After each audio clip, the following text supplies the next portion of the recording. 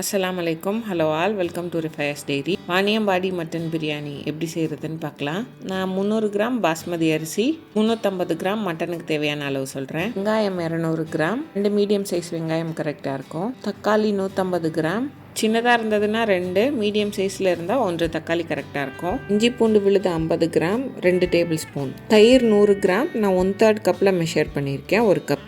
ஒரு கைப்பிடி மல்லி, அதுலேருந்து கொஞ்சம் கம்மியாக புதினா, 3லேருந்து 4 பச்சை மிளகா.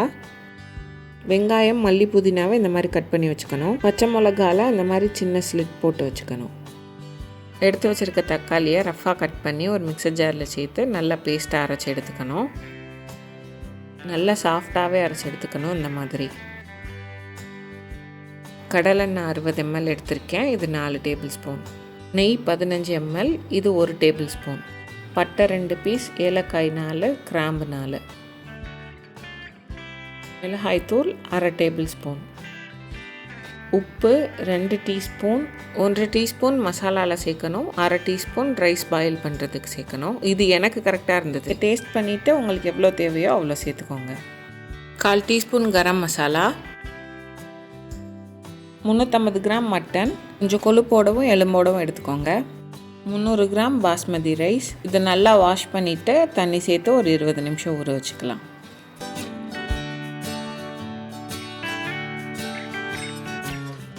இப்போ ஒரு பாத்திரத்தில் எடுத்து வச்சுருக்க எண்ணெய், நெய் 2ம் சேர்த்துட்டு அது நல்லா சூடானதுக்கப்புறம் பட்டை, கிராம்பு, ஏலக்காய் சேர்த்து இதோட ஃப்ளேவர் எண்ணெயில் இறங்கினதுக்கப்புறம் கட் பண்ணி வச்சுருக்க வெங்காயத்தை சேர்த்துக்கலாம். வெங்காயம் சேர்த்து நல்லா வதக்கி விட்டுக்கணும். வாணியம்பாடி பிரியாணிக்கு வெங்காயம் ரொம்ப டார்க் கலராக மாறணும்னு இல்லை, லைட்டாக ப்ரௌனிஷ் கலர் வந்ததுனாலே போதும். இந்த அளவு வெங்காயம் கலர் மாறினதுக்கப்புறம் இது கூட 4 பச்சை மிளகாய் சேர்த்து அதையும் வதக்கி விட்டுக்கலாம். அதுக்கப்புறம் இது கூட இஞ்சி பூண்டு பேஸ்ட் சேர்த்து அதோட பச்சை வாடெல்லாம் போகிற வரைக்கும் நல்லா வதக்கி விடணும். இஞ்சி பூண்டு பேஸ்ட் வதங்கினதுக்கப்புறம் எடுத்து வச்சுருக்க மட்டன் இது கூட சேர்த்து இதை நல்லா வதக்கி விடணும். மட்டன் இந்த மாதிரி கலர் சேஞ்ச் ஆனதுக்கப்புறம் இது கூட எடுத்து வச்சுருக்க மிளகாய்த்தூள், உப்பு 1/2 டீஸ்பூன் சேர்த்துருக்கேன். இதையும் நல்லா வதக்கி விடணும். சேர்த்துருக்க மிளகாய்த்தூள் இந்த மாதிரி மட்டனில் நல்லா கோட்டானதுக்கப்புறம் இது கூட கொத்தமல்லி, புதினா சேர்த்துக்கணும். சேர்த்துட்டு இதையும் நல்லா வதக்கி விடணும்.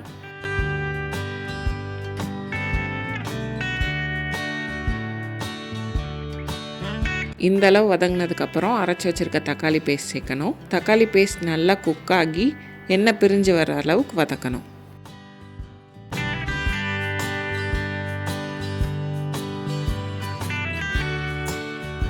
இந்த மாதிரி எண்ணெய் பிரிஞ்சு வந்ததுக்கப்புறம் எடுத்து வச்சுருக்க கரம் மசாலாவையும் இது கூட சேர்த்து வதக்கி விடணும்.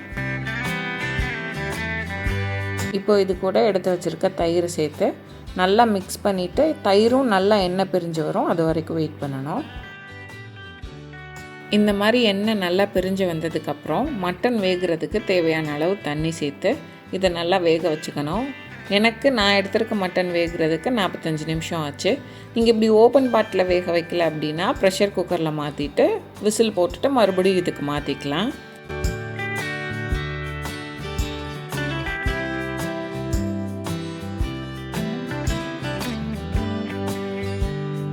இப்போது அரிசி வேக வைக்கிறதுக்கு கொஞ்சம் கொத்தமல்லி, புதினா, 1 கிராம்பு, 1 பட்டை, 1 ஏலக்காய் எடுத்திருக்கேன். தண்ணி நல்லா கொதிச்சு வந்ததுக்கப்புறம் இது எல்லாத்தையும் அதில் சேர்த்துட்டு இந்த ஃப்ளேவர் எல்லாம் அதில் இறங்குற வரை வெயிட் பண்ணணும். இது கூடவே உப்பு சேர்த்துக்கணும். இந்த மாதிரி தண்ணி லைட்டாக கலர் மாதிரி வரும். இப்போ நம்ம கழுவி ஊற வச்சுருக்க அரிசி இதில் சேர்த்துக்கலாம். 3 to 5 நிமிஷம் வெந்துச்சுன்னா போதும், அதுக்கு மேலே விட்டுற வேணாம். ஒரு 60% குக் ஆச்சுன்னா கரெக்டாக இருக்கும். இந்த அளவு அரிசி குக்காக இருந்ததுன்னா போதும். இப்போ அதை ஃபில்டர் பண்ணி எடுத்துக்கலாம். மட்டன் நல்லா குக் ஆயிடுச்சு. இப்போது இதில் இந்த அரிசியை சேர்த்து நல்லா மிக்ஸ் பண்ணி விடணும். நம்ம ரெடி பண்ணியிருக்க மசாலாவும் அரிசியும் சேர்த்து மிக்ஸ் பண்ணணுன்னா 2 ஒரே அளவில் கரெக்டாக இருக்கணும். தண்ணி எக்ஸஸாக இல்லாமல் 2 ஒரே அளவில் மிக்ஸ் ஆகி கரெக்டாக இருக்கணும். அதுதான் கரெக்டான கன்சிஸ்டன்சி. உங்களுக்கு தண்ணி கம்மியாக இருக்க மாதிரி தெரிஞ்சதுன்னா நீங்கள் இன்னும் கொஞ்சோன்னு தண்ணி மட்டும் சேர்த்துக்கலாம், ஒரு 1/4 கப் அளவு. இது ஹை ஃப்ளேமில் ஒரு 2 மினிட்ஸுக்கு வைக்கணும். மேலே கொஞ்சம் நெய் போட்டுட்டு இதை லைட்டாக மூடி ஒரு 2 மினிட்ஸ்க்கு விட்டுடலாம்.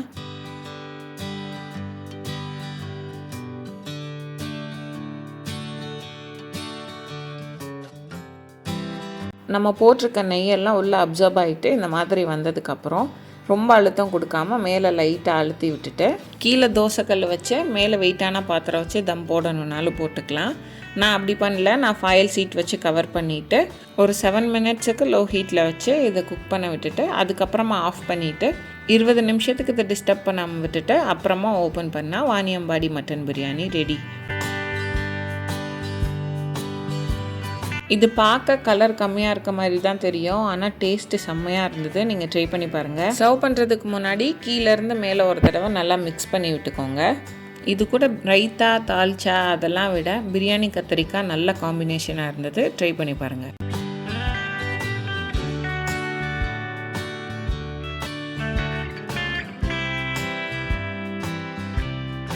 ட்ரை பண்ணிவிட்டு எப்படி இருந்ததுன்னு கமெண்ட்ஸில் சொல்லுங்கள். இந்த வீடியோ பிடிச்சிருந்ததுன்னா ரிஃபைஸ் டெய்ரிக்கு லைக் பண்ணுங்கள், சப்ஸ்கிரைப் பண்ணுங்கள், ஷேர் பண்ணுங்கள். பக்கத்தில் இருக்க பெல் ஐக்கானை கிளிக் பண்ணிங்கன்னா அதில் ஆல்ன்ற ஆப்ஷன் காட்டும். அதை செலக்ட் பண்ணி வச்சுக்கோங்க. அப்போ தான் வீடியோ போஸ்ட் பண்ணால் நோட்டிஃபிகேஷன் வரும்.